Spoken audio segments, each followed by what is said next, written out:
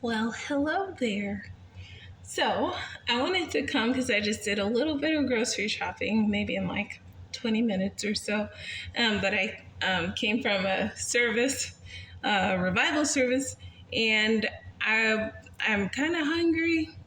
And I was thinking about like what I was eating at work, but now summer camp is over. So that job is done. But what I used to do at work was in the morning, I would have like chopped fruit and yogurt and some mixed nuts on top of the yogurt. And then in the afternoon for lunch, I would do salad bar most days. And this was for 8 weeks. On Fridays, we had cookout, so there was not a salad bar option. But I want to kind of mimic that because that was a good pattern and a good habit. And while my body's still craving it because that's what I gave it, and I know now I have more ideas of what I can do to keep that up and give you ideas how to implement this at home very easily.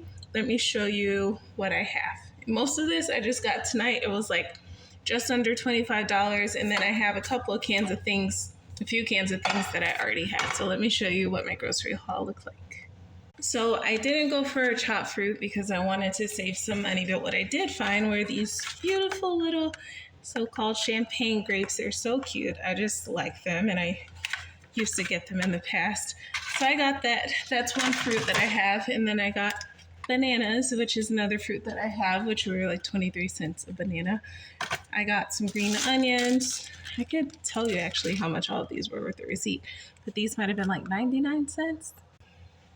And I used to do a lot of cucumber throughout the summer. So I bought these little mini cucumbers, which I can slice up. And I found these mini baby zucchini while I was in there, so I grabbed those too. And then I liked boiled eggs in my salad. I would do more than what would be modernly recommended, but I don't know because things about eggs go back and forth. But anyways, you can boil those ahead of time. And I bought these mixed nuts because I used to put mixed nuts on top of my yogurt.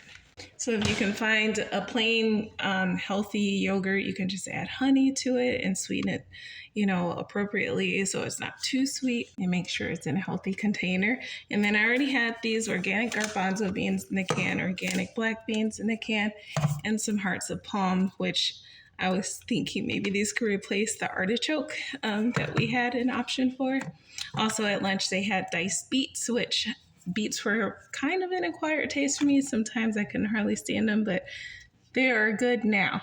So your body can adjust and start to crave the things that you give it.